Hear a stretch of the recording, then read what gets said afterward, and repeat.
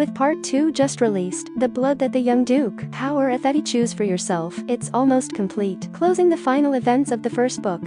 If you come here with the question of whether or not part 2 is bad, you can totally book your tickets right now, because there's no other word for the sequel to Porcelain Sand, in addition to 2 excellent words, sitting in the cinema. I wonder how long it's been. A work of this magnitude was born. It's a powerful and epic fiction story.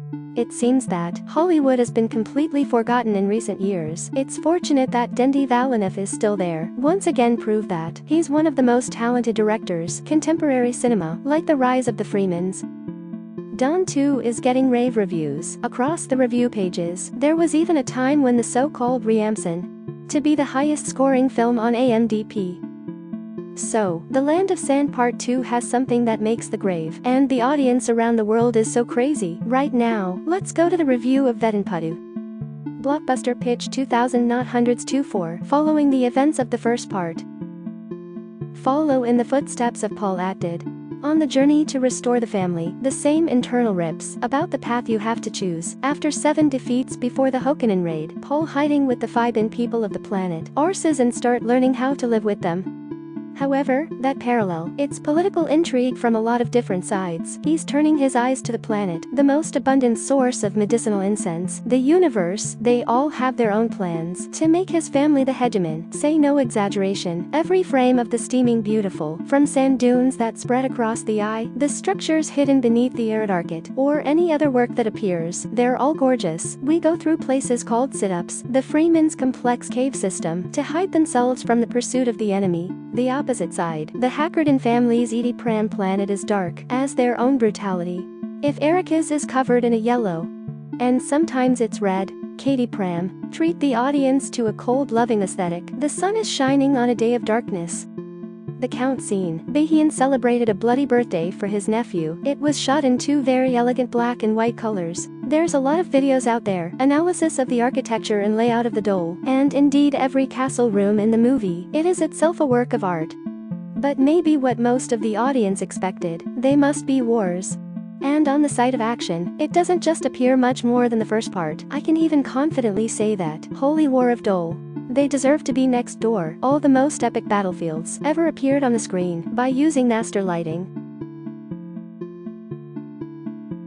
It's almost impossible to recognize the difference between the blue screen and the scenes. It's hard to imagine. The film crew only had $190 million to put the pages of the book on the screen, because really with what I've experienced, at least in IMAX theaters, I thought of a double number. 190 million, of course. Just look at the way the fuck is.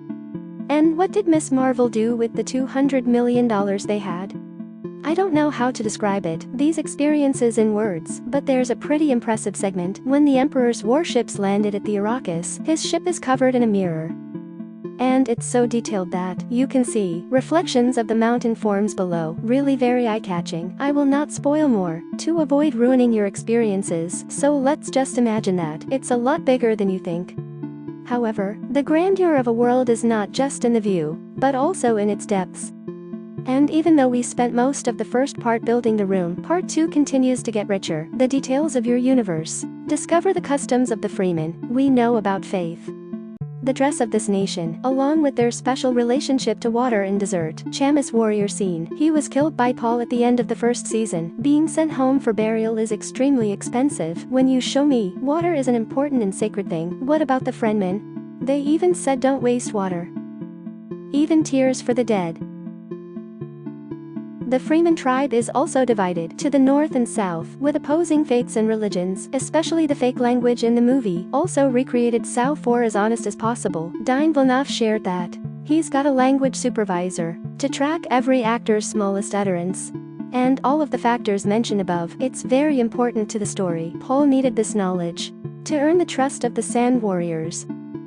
It's a big world. Laminated Lang, Donnie was real. Lock the pages of the book in a way that couldn't be more vivid. And finally, 2 names have contributed significantly to the success of Dole. Not to mention Hanjamer, a master as usual. Still make us put our hats down in front of the sow, my Jack. And the second is Jacqueline West, costume designer for film. Say no exaggeration. The American designer who's created these amazing things. Halo. This time it is probably for the girls to Bonnie Gesserit. In the movie we have 3 characters. One is Jessica's mom. mom, Princess of Ireland, and a nun played by Leah Seydoux.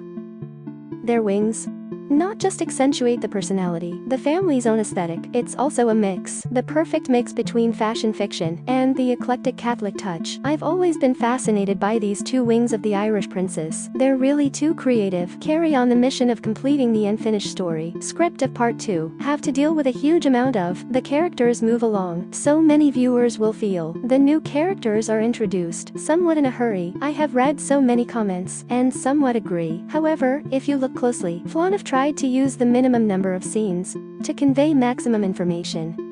For example, with the character of Aston Baitler Fake Raga, he was introduced for the first time by the Irish princess. I saw it in the trailer that this is a psychopath, and then, just one more scene in the arena. Let the audience see the madness of Fake.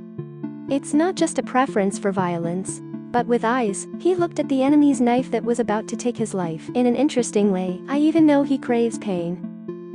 And then we remember that this guy dares to use his tongue to test his nose. The knife is sharp enough or not. The details are so small. Building more character. That's his decision at the end of the movie. It's also completely convincing. A monster that's not too good to die. The Irish princess too. The duration of this character's appearance is extremely limited, but also just a scene that if you look at it, you'll realize when Elle looks at Poe and then Elle looks at Jenny, the audience can understand what they are thinking, and more amazing, they don't need words at all. So if you feel like you're not keeping up with what's going on, pay attention to the characters' small gestures. It's like Earl Pell trying to get to the Emperor's throne, or even the glances that the characters exchanged. They'll reveal a lot about their inner self, and I think it's a very high-level storytelling. The supporting characters are so meticulous. Maybe there's no need for more praise for Poe. The young recipe's journey, become a leader, without suddenly taking a beat. You have very clear motives for protesting, or obey the prophecy. And then finally, when you put it on your finger again, the family ring, the audience absolutely believes. This is destiny that must happen, the same way that Paul's eyes turned blue. Every day the boy was a guide. Relationship between Paul and Jenny, it's also developed very naturally, not too good, but just enough to lift the mood in the end. This series benefits a lot from a cast, so many powerful stars, the same neat script. He showed all his inner strength. And the 28-year-old actor proved that. You are one of the young stars, the brightest in Hollywood.